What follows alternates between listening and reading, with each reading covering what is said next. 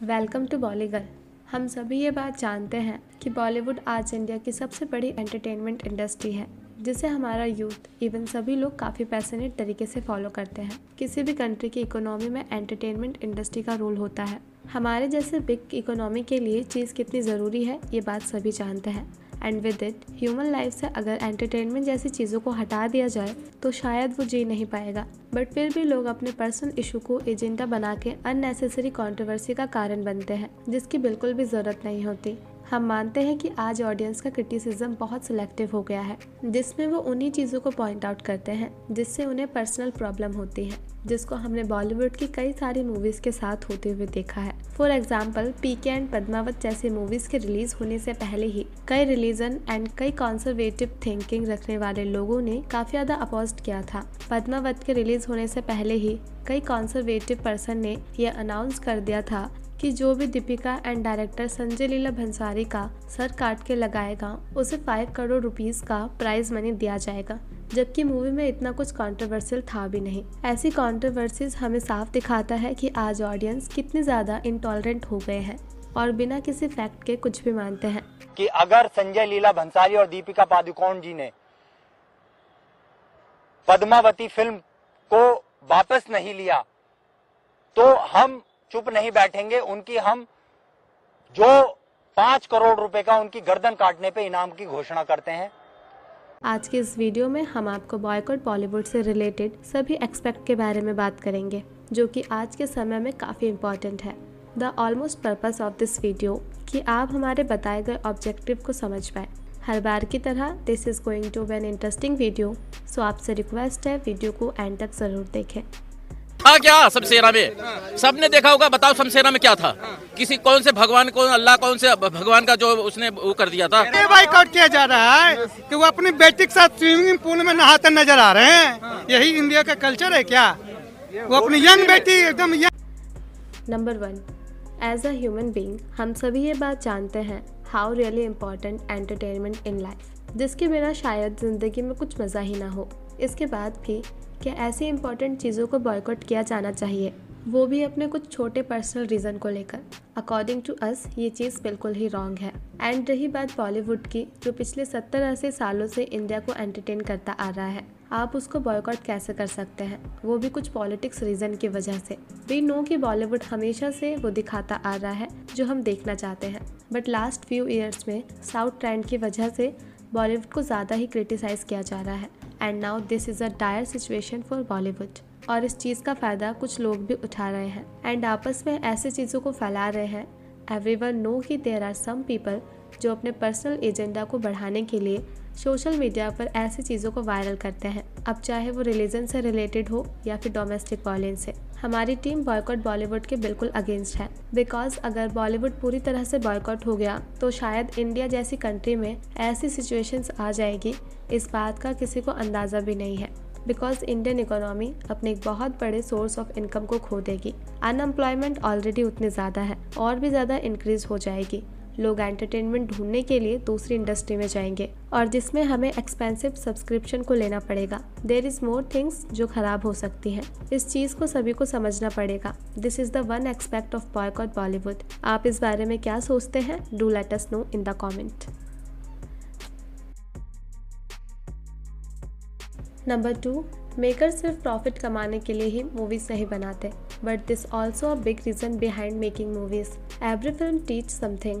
ये हमारे real life से इंस्पायर्ड होती है एंड हमारे रियलिटी को ही रिफ्लेक्ट करती है। दैट्स वाई मेकर्स फिल्म को रियलिस्टिक बनाने के लिए उसमें कुछ ऐसी चीज़ें भी ऐड करते हैं which is not suitable for everyone. And हमें भी सभी मूवीज़ को सिनेमैटिक पॉइंट ऑफ व्यू से देखना चाहिए। उसकी कमियों को देखने के बजाय उस पर ध्यान देना चाहिए कि वो मूवी एक्चुअल में क्या दिखाना चाहती है, क्योंकि किसी भी मूवी को बनाने के पीछे काफ़ी रिसर्च, मेहनत और कॉस्ट लगती है एंड हमें इस चीज़ को अप्रिशिएट करना चाहिए। अगर कंटेंट सही है so we should support them, but there are some people जो अपने पर्सनल रीज़न की वजह से रिलीजन या फिर डोमेस्टिक वायलेंस के तरीके से मूवी को कंट्रोवर्सीज में लेकर आते हैं, जो कि बिल्कुल भी सही नहीं है।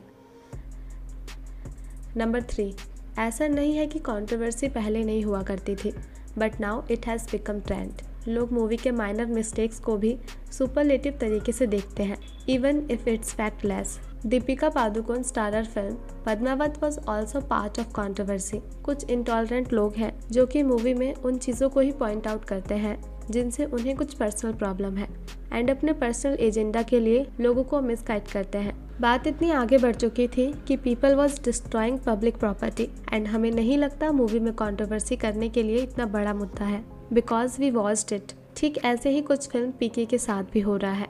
वी शुड अंडरस्टैंड कि मूवी में कौन सी बात किस पॉइंट ऑफ व्यू से दिखाई गई है एंड एक्चुअल में मूवी में कुछ ऐसा है, then we should take legal action, क्योंकि कंट्रोवर्सी से कहीं ना कहीं पब्लिक का ही नुकसान होता है, एक्टर्स या मेकर्स का नहीं। आप अपना रिमोट दिलाई दो, फिर जाओ अपने फैमिली के पास। भगवान बचा। अरे तुम्हारे ऊपर भी कौन है, भगवान है का? कहाँ है? Number 4, if we are talking about benefit and losses of entertainment industry. सभी ये बात जानते हैं कि एक इंसान हमारी हर एक सिचुएशन में एंटरटेनमेंट ढूंढने की कोशिश करता है ताकि वो खुश हो। इंसान अपने सेटिस्फिकेशन के लिए सॉन्ग सुनता है एंड मूवीज देखता है। देर इज़ मैनी थिंग जो कि पर्सन एक इंडस्ट्री से सीखता है। So there is no need to boycott Bollywood and any kind of industry. ये सभी अपना काम कर रहे हैं एंड आप अपना काम करिए। लेट्स सपोज आगे बॉलीवुड इंडस्ट्री कम्प्लीटली बॉयकॉट हो जाती है तो क्या होगा? There is big loss of Indian economy. हमारी इकोनॉमी एक बहुत बड़ा सोर्स ऑफ इनकम खो देगी एंड इकोनॉमी में पैसा नहीं आएगा। Second is we know already इतनी ज़्यादा अनएम्प्लॉयमेंट है। अगर ऐसा कुछ होता है तो लाखों करोड़ लोग जो कि इंडस्ट्री में काम कर रहे हैं वो सब बेरोज़गार हो जाएंगे। तो किसी भी इतने बड़े स्टेबल इंडस्ट्री को बॉयकॉट करना इतना आसान नहीं है और यूजलेस है। सो आप बस एंजॉय करिए। Everyone is doing their own work, so आप भी अपना काम करिए। Number 5, this is the another expect जिसके बारे में शायद ऑडियंस जानती ही नहीं। जब भी कोई मूवी किसी कंट्रोवर्सी में आती है तो ऑडियंस खुद ही उसके फ्री प्रमोशन का कारण बनते हैं। ये तो हमेशा फिक्स्ड है, ये मूवी ज़रूर रिलीज़ होगी, भले ही उस मूवी में कुछ सीन को हटा दिया जाए, लेकिन ऐसी कंट्रोवर्सी से मूवी का बहुत बड़ा फ़ायदा होता है। For example, movie Laal Singh Chaddha को बहुत कम ही लोग जानते थे, but due to this controversy आज इंडिया में हर कोई इस मूवी के बारे में जानता है। और जब लोग अपकमिंग मूवी के बारे में जानते हैं तो उन सभी के मूवीज़ को देखने के चांसेस भी बढ़ जाते हैं और सिर्फ इसलिए हर कंट्रोवर्शियल मूवी ज़रूर हिट होती है। आपको क्या लगता है? वी आर राइट और wrong? Do let us know in the comment.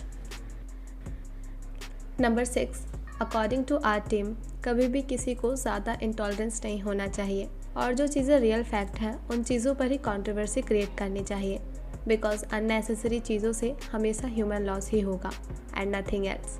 So we request कि हम सभी को थोड़ा प्रैक्टिकल होकर चीज़ों को सोचना और करना होगा। After that something can change. तो ज़्यादा ना बोलते हुए let's finish the video because we have already talk more. The above things are is totally our personal thoughts and आपके थाट्स हमसे अलग भी हो सकते हैं, विच इज़ टोटली डेमोक्रेटिक। तो चलिए that's wrap on this video. Video खत्म होने से पहले आप हमें बताएं, क्या आप हमारे बताए गए एक्सपेक्ट से एग्री करते हैं या आपके थॉट्स कुछ और हैं?